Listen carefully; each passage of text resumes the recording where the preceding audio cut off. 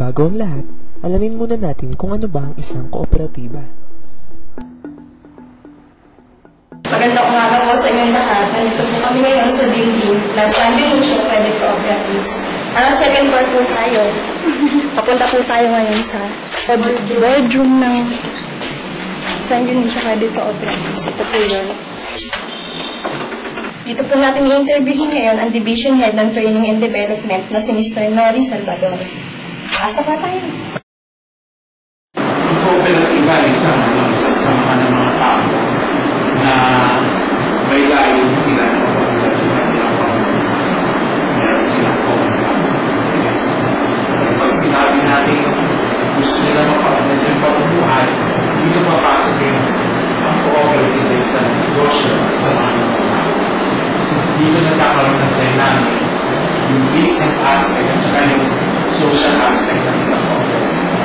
Na masasabi natin, ito yung mahirap makita sa isang tunay na cooperative. Kasi yung iba, masyadong tingin sa negosyo na kung titignan natin, naiiwan na yung concept. Pinaka-concept at saka hindi na natutulungan yung pinaka-concept. Yung iba naman, masyado sila concerned sa social aspect ng mga tao. Parang nangyayari naman parang puro door out na pagbabayaan ng yung business aspect. Kaya sa amin, tingin namin, dynamics ito ng isang business aspect at ng isang social aspect. Mayroon ding iba't ibang uri ng kooperatiba.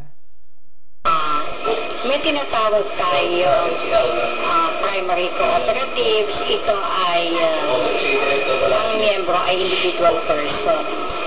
Meron din tayong secondary type of cooperatives. Ang miyembro nito ay mga primary cooperatives na hindi individual person. Meron tayong tertiary cooperatives. Ang mga miyembro nito ay secondary cooperatives. Federation na sila. Tapos, meron tayong Apex. Ang miyembro niya ay mga tertiary cooperatives. Kasi, from the primary, masasama ang 15 primaries, makakabuo sila ng secondary type federation. Secondary federation. Yung secondary federation, magsasama-sama, makakabuo sila ng tertiary federation. Pag nagsama-sama, makakabuo sila ng isang umbrella na sumasaklaw sa lahat. Apex. So, yung primary, nandun yan sa mga barangay level, municipal level, Sigara po ng credit cooperative, farmers cooperative, provincial level, city level. Tapos pagka mga secondary, usually yan nandiyan sa mga probinsya, sa mga cities din. Tapos yung mga tertiary, nandiyan sa mga regional level. Tapos yung Apex, national. Tapos, may tinatawag tayong single purpose. Isa lang business ang kanilang ina-undertake. Isang business. Halimbawa, credit cooperative, marketing cooperative, service cooperative, itong consumer cooperative, at producer cooperative. Tapos, pag sinama-sama mo yung dalawa o mahigit sa dalawang types of services, magiging multipurpose. Ang multipurpose, dalawang klase.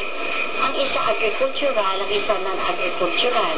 Ang pang-isang klase, yung union. Ang union, horizontal integration. Ang nagsasama-sama ay different types of cooperatives. Kahit ang multipurpose, credit, producer, lahat nagsama-sama, ito ay different types. Sila ay hindi sila nag-undertake ng business, non-business component. Ang tinuturo ng union ay education and training, research, information, audit, at may mga bookkeeping services, auditing services, mga ganyan ang tinuturo nila. Kaya nga itong CUP, siya ang kinikilalang Cooperative Union of the Philippines. Ngayong alam na natin kung ano ang isang kooperatiba, ating silipin ang isa sa mga umuunlad na kooperatiba sa bansa ngayon, ang San Dionisio Credit Cooperative sa Parañaque. So particularly po ang San Dionisio Cooperatives, kailan po mag-start 1961 pa actually, civic leader, civic organization, simula ng cooperative sa Indonesia. Tingin nila, marami pa ang kailangan na yung mga mamamayan dito, kaya naisip nila na nagsama-sama para magtayo ng isang samahan na makakatulong sa community.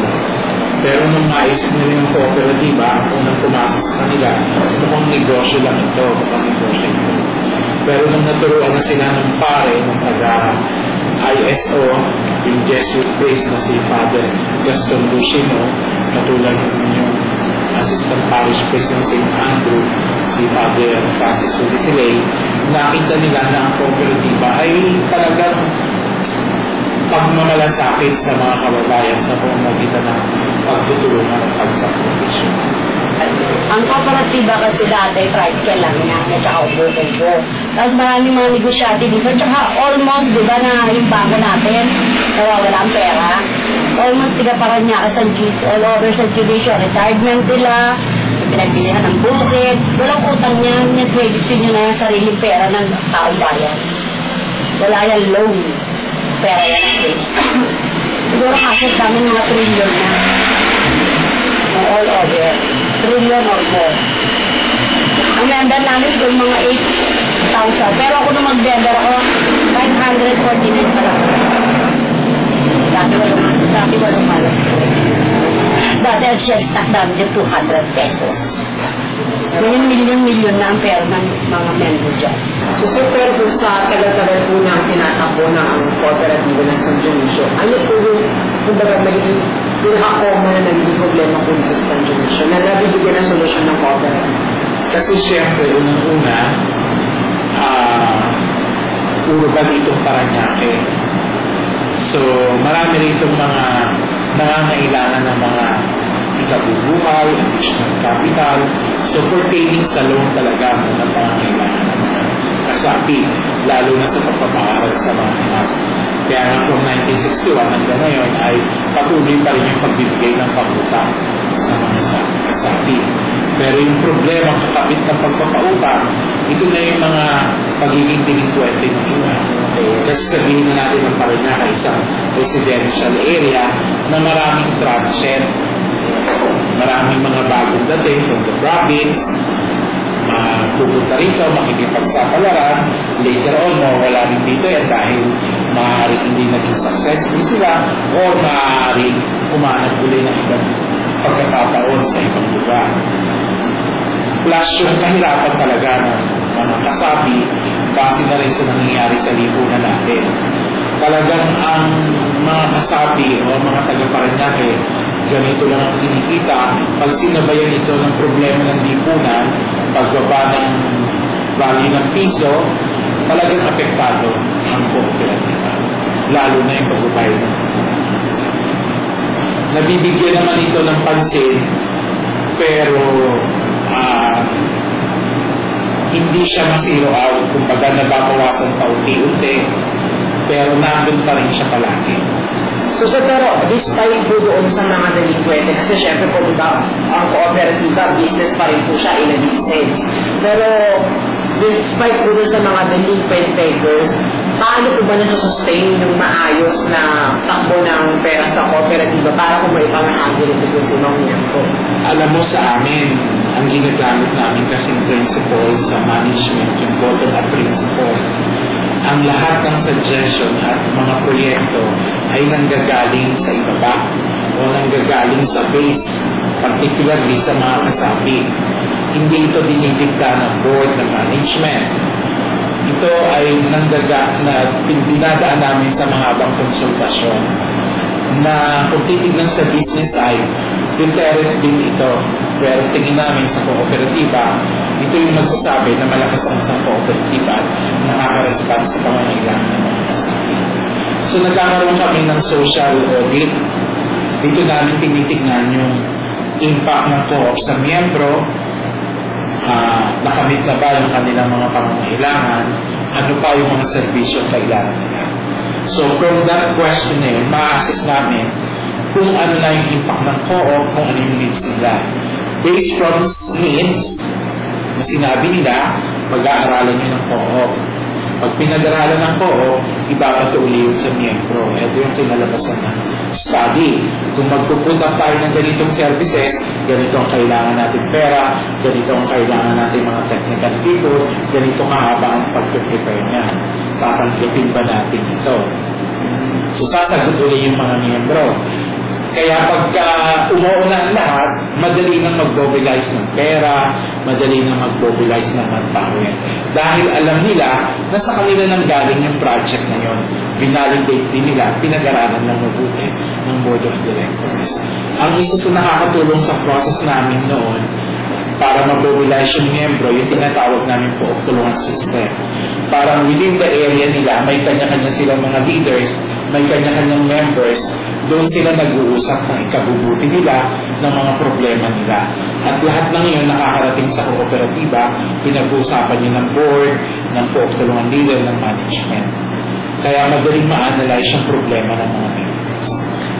Paano yun sa tulungan, sila rin nag-e-elect ng leaders nila at lahat na sila. Ano po ba ang greatest difference na masasabi nyo na, kumbaga, greatest difference ng kooperatiba ng San Dionisio sa ibang kooperatiba sa Parañaque o kahit po sa ibang kooperatiba sa labas sa Parañaque? Naniniwala kasi kami na pinag-umpisahan talaga namin ay talagang yung adhikain makatulong sa tao. Na makikita mo naman yan sa pamamaraan ng pamamahala ng mga leaders. Unang-una, volunteer sila. Wala silang tinatanggap na sweldo bilang mga officers, bilang mga board of directors. Pero nandito pa rin sila. Secondly, nakita na namin na talagang kailangan ng mga tao ng kooperatiba dahil ito lamang yung makakapagbigay daan sa mga kasapi para makautang, magkaroon ng access sa mga pagpapautang di tulad sa bangko na maraming hinahanap. Ang San Dionisio Credit Cooperative ay napakatatag sapagkat sinusunod nila talaga ang maayos na sistema sa pamamalakad ng microfinancing. Nakita mo, computerize ang kanilang operation para mapagsilbihan nilang mabuti ang kanilang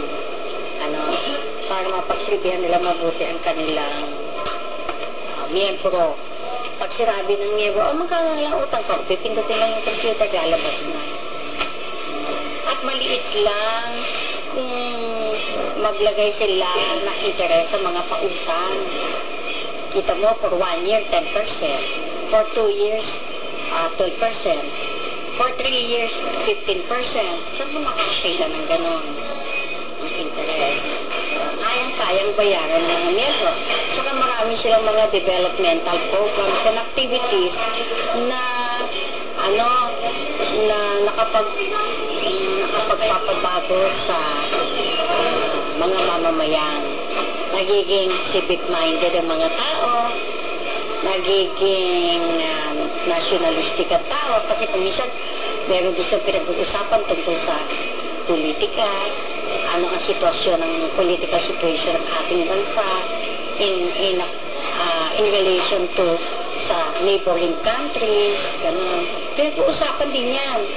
May mga programa silang ganyan. Tapos, kapag ka-eleksyon na, iniimbita nila ang lahat ng mga kandidato, tapos pinagsasalita nila, at pinababayaan nilang ang miyembro ay magtanong kung ano ang kanilang mga plataforma. Kaya nakikita agad ng mga tao sino nagsasabi na magandang plataforma o hindi. Sabi nga po ni Mr. Salvador, yung mga officers daw po sa San Dionisio, lahat sila walang sweldo. Walang sweldo. Ayan ang kaibahan pa. Talagang hindi tumatanggap ng sweldo. Basta pamerienda lang sila, pakain lang sila doon, kumahaba-haba ang meeting, isang platong sinangag at 2 barbecue at isang Pepsi, tama na yun ang bayad sa kanila. Ganun lang. Tapos pag may tulungan, ganun lang din, sinangag at saka 2 barbecue at isang soft drink. Tapos kapag may problema, nagkakaroon kami ng special meeting, tulungan meeting, nag-uusap-usap kami doon ng mga problema namin. Talagang masyadong dynamic ang tao dyan sa ang miyembro ng San Dionisio Credit. kapag ka talagang sinabi ng miyembro na gusto namin mag-meeting at kausapin ng officer, nangyayari yun. Pinakikinggan nila ang mga miyembro. Nagkakaroon ngayon ng meeting kasi napakarami ng miyembro ng San Dionisio dahil natin nila ito into Pook Tulungan's political unit. Pook Tulungan 1 hanggang 70 na yata ngayon eh. Kasi malaking-malaki siya. Ang isang Pook Tulungan ay parang isang, kumbaga katumbas ng isang sitio, parang isang village.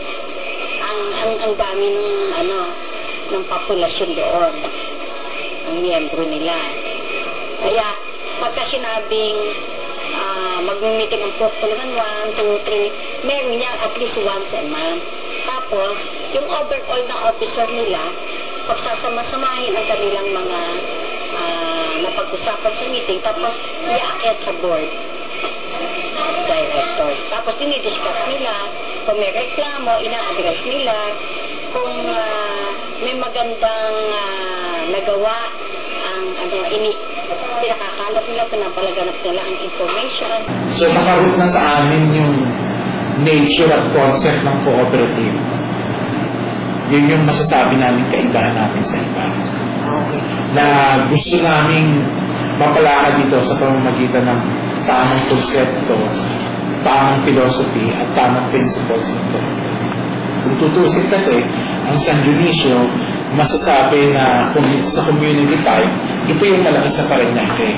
At maraming mga community type cooperative dito na masyadong malayo ang agwat in terms of membership, in terms of leadership, in terms of capital sa San Dionisio.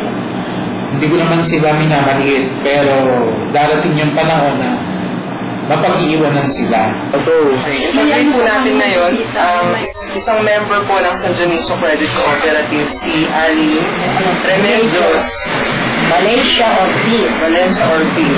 Okay, so una po namin tanong, kailan po ba kayo nag-umpisa maging member ng 1970?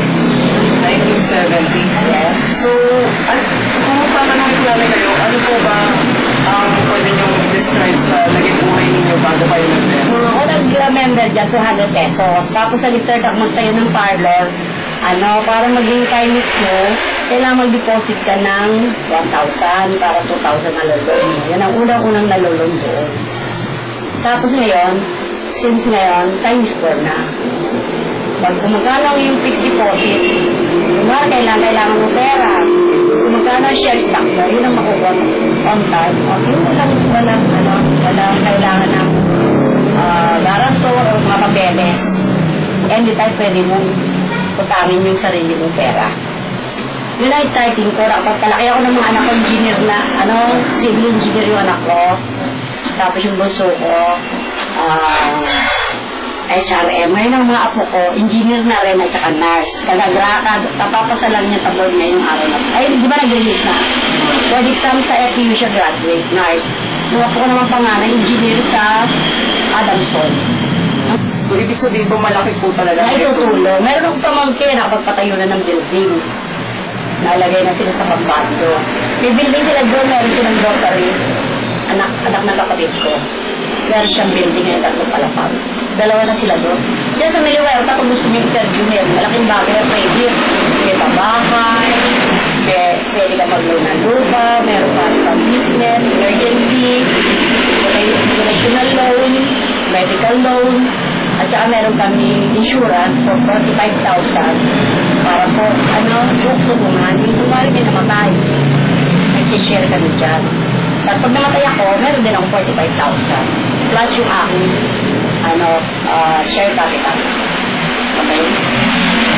Pero sir, meron po bang mga instances na kinailangan ng kooperatiba ng tulong mula sa lokal na pamahalaan ng Parañaque? At tumugulot naman po ba kung ang pamahalaan ng Parañaque ugol? Isa rin yan kasi sa medyo tinitignan namin na aspeto, bagamat sa ngayon ay marami ng mga co-op na nakikipag-collaborate sa mga government agency.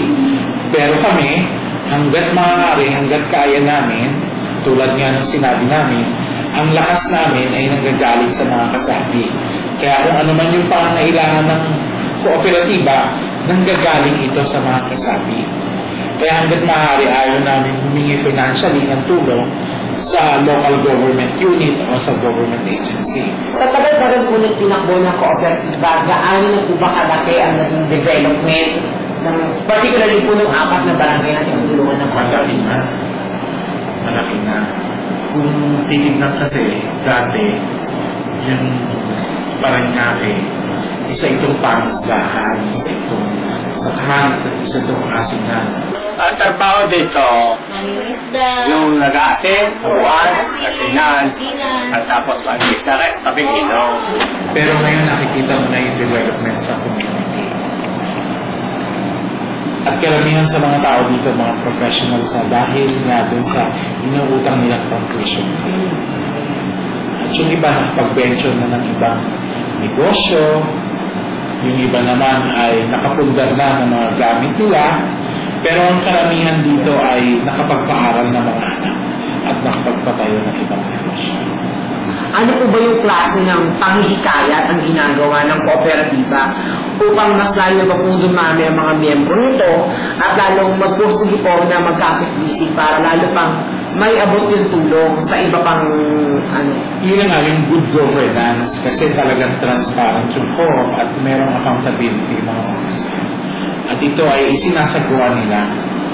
Kaya nga dito, pag nagtalakay ng budget, malayang nakakapagsabi o nakakapagtanong yung mga miyembro na i-empower sila at hindi sila sinasagdahan. Kung ano yung gusto nila, basta inaprobahan ng assembly ay matutupad ito.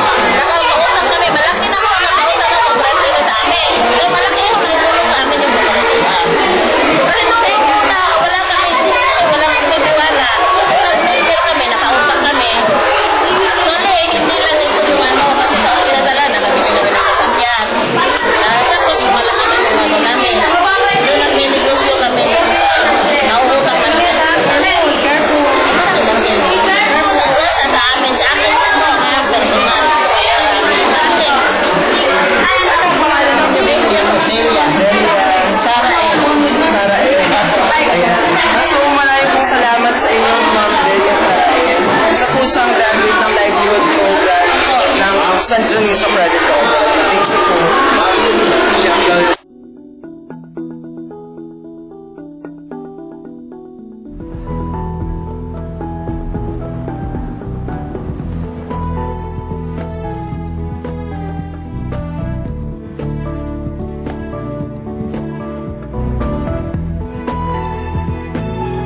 Mambalikin mo ang eskwela ni San Juniso.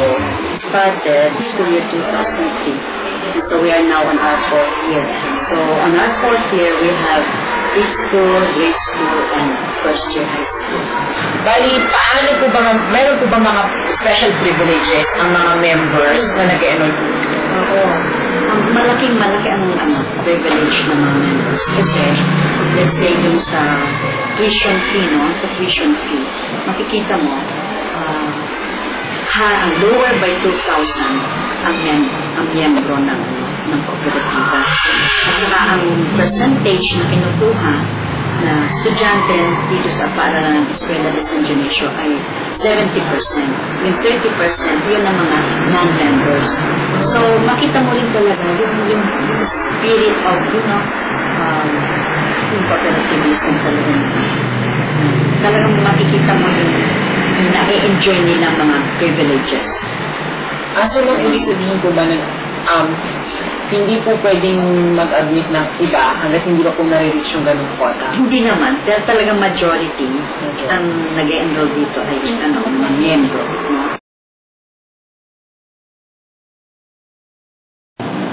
Sir, body po ngayon, meron po bang mga ibang regulatory body na halimbawa, kasi sa bawat action po ba ng cooperative, meron po bang outside body na kailangan pagkonsultahan? Sa ngayon kasi medyo hindi pag-aano nagkakaunawaan ang mga government agencies pagdating sa pagre-regulate ng mga kooperatiba. Katulad na halimbawa sa taxation, hindi magkaintindihan ng CDA at saka ang BIR.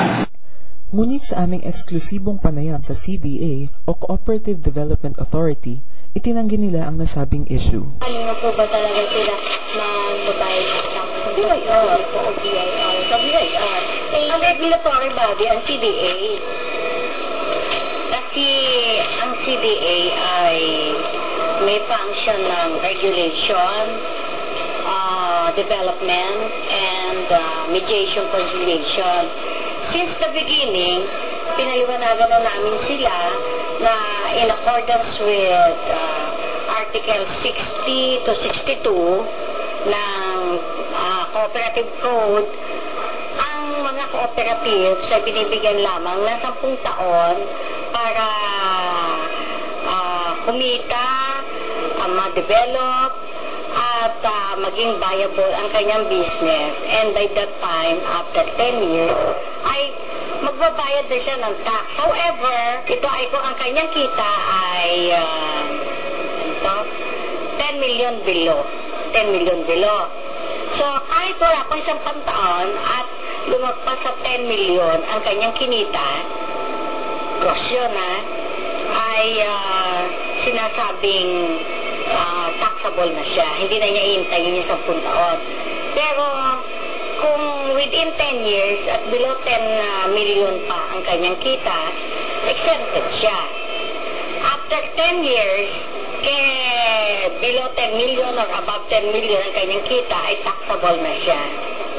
Tapos, maraming binibigay na provision yung BIR na dapat magbayad ng tax ang cooperative kung siya ay nagdi-deal sa non-members.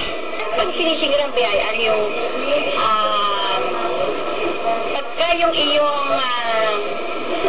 pag ang iyong pair ang reserve ay hindi gumagalaw, hindi kumikilos, tapos malaki na ang kinikita sa bangko, may tax na yun. Tapos meron pa yung kapag ka ang capitalization ng bawat miyembro o share capital miyembro ay beyond 15,000, taxable na yung excess. Particularly po sa San Dionisio Cooperative, lumagpas na po ba sa 10 million kinikita po?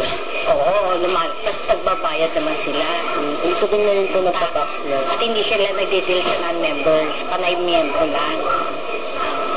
Meron po ba? Siguro, dun sa kanilang butika, merong non-members na, kaya, kung alin yung kinita doon para sa non-members, yun ang itatax. Yung kinita lang po sa non-members. Oo, yun ang itatax. Tapos, ang sobra sa 10 million, taxable pa rin yun. Kaya nagbabayad na sila ngayon ng tax. Ang nakakalungkot naman kasi, yung cooperative, laging iniisip nila na exempted sila sa tax kahit nalagpas ng 10 million. Siyempre, citizen naman tayo ng Pilipinas. Dapat kumita ang Republika ng Pilipinas dahil wala nga tayong pera. So kahit pa sa cooperative, konti lang naman ang binabayad nila, bakit ipagkakait pa, di ba?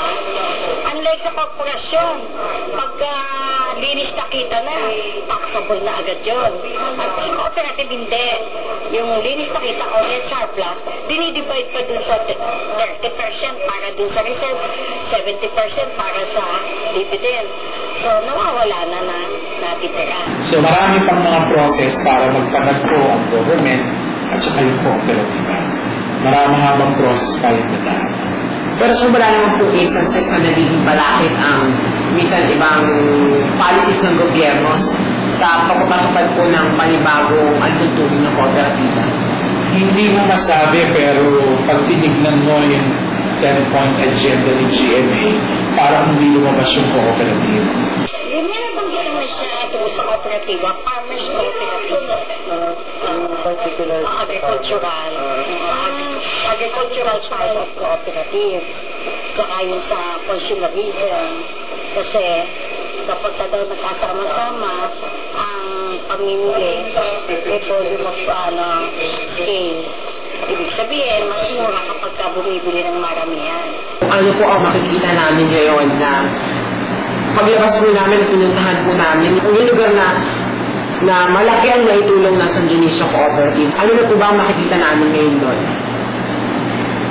Nakapunta na kayo sa mga probinsya na ang tinitira ng tao ay malapit sa dagat.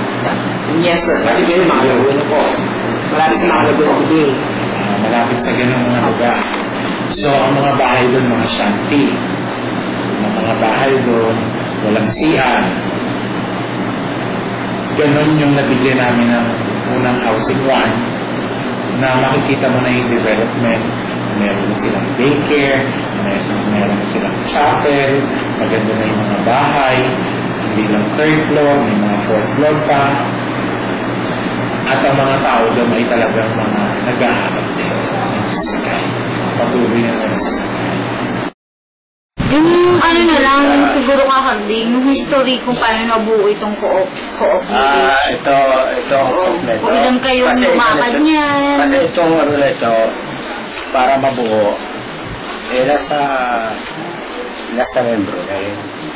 Pero, ang kailangan lang kukunin natin, yung membro.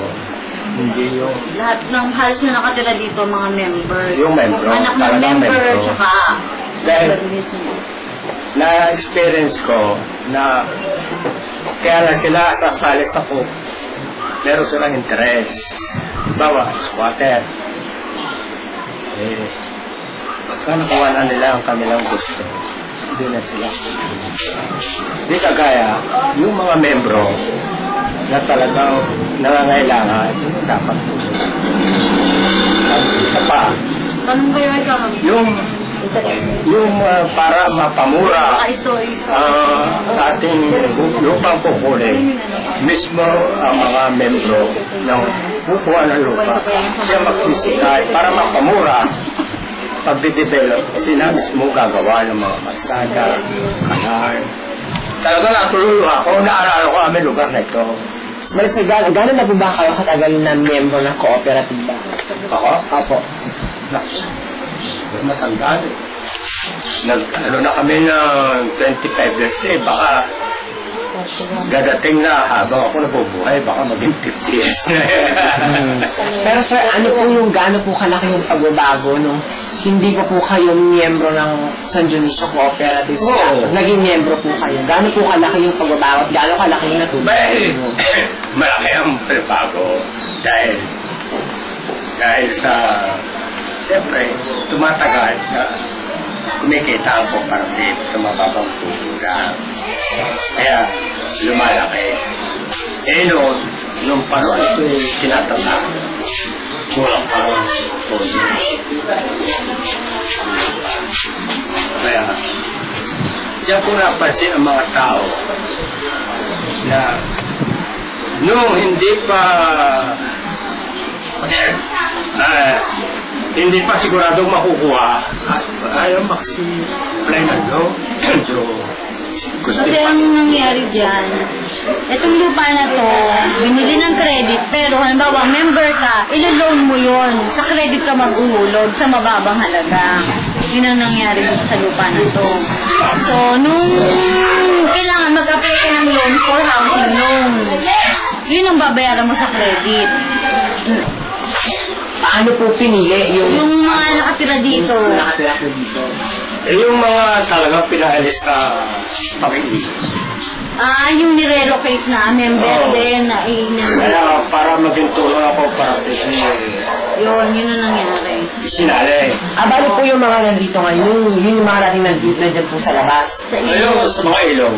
Sa ilog, oo. Kaya, Nawawala silang permanenteng lupa. So, ang ginawa ng credit, binili itong lupa na to, tapos yung pinalipat ng mga member to, nahuhulugan nila na lang sa credit ng paunti-unti hanggang sa mabuo nila yung full payment. So, ang binigay sa kanila ito, mababang halaga lang. Mga magkano po kayo? Yun ang hindi ko alam. Kakadi magkano ba ang bigay sa inyo ng credit? ito, Yung dati po. ang presyo, 1976, 26 per square meter. 26 pesos per square meter. Ilang years to pay yun? Yung mga ika nga ay maraming anak. Maraming anak. Ang hanap buhay lang ay pang-isda. Ginawa 6 years. 6 years to pay. Pero karamihan, 24 months. 2 years. Yung panahon na yun, talagang palbasa ako'y nasanay na lagi napapalis sa lupa. Dahil apat na beses ako napapalis kahit na kamag-anak mo ang mayari ng lupa at kailangan nila alis ka na. Kaya noon natagdaan ko, aktibo ko sa office. Bali sa madaling sabi po sir, ito pong bahay na to sa inyo na po ito. Oo, bayad na nila Bunga po yan. ito ng... Ito yung maganda ito. Aming cooperative, palbasa yung nagmamalasakit sa amin. Binigyan kami ng yung bang panggawa ng hard block. May livelihood po rin. At tapos, yung sa sako na simento, ngayon, itong banderol sa bukid, nadaan dito sa sabi. Malipat dito mga squatter na ito, baho-baho naman. Ayan, nag-meeting kami ngayon. Pag may meeting namin, ay yung walang kubeta, paluwagan. Sabi, paluwagan sa kubeta. Yung may kubeta na, siya mo na kubeta. Yung wala siya. Ayun na po, parang kubeta. Kaya, yung kasada namin, meron kami nakasabi nito, engineer, si Arturo Rubel, at yung buong ay kung makano ang baga namin na simento. Naging 3 kalahating simento. Ang parte na yan na 4 na grupo ang gano'n namin. 1 and 2 magagawa sa linggo. Linggo ang gawa. And 3 and 4 sa isang linggo gagawa.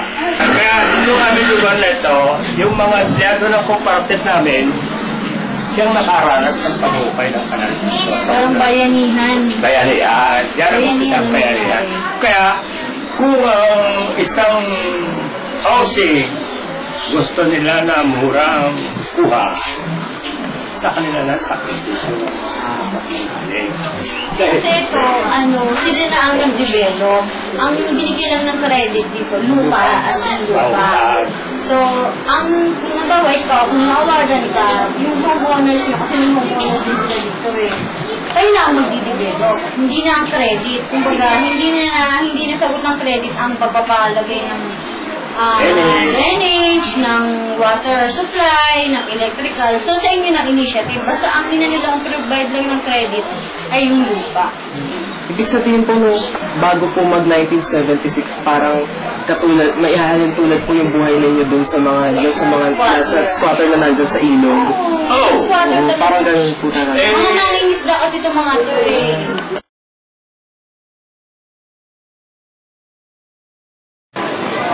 Kumpara natin ang mga environment ng mga non-members sa mga members ng credit cooperative. So, malalaman dito yung mga, kasi pangunahing pamumuhay ng mga tao dito is yung pangingisda. So, yun yung sa mga settlers dito sa gilid ng ilog. Then, ito yung mga non-members, no? Dito rin nanggaling sa lugar na yan ang mga members ngayon ng cooperative na ngayon ay nandito na sa Housing Village Project.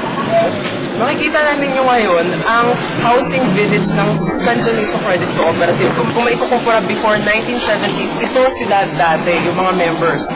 At kung ipapakita natin, dito sa kabilang side, ito na ang housing village nila.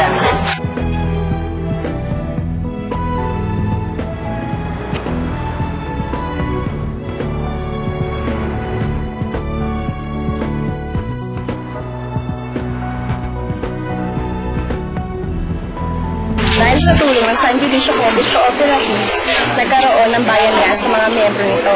At isa sa mga bunga ng bayanihang ito ang patubig na nakikita nyo ngayon.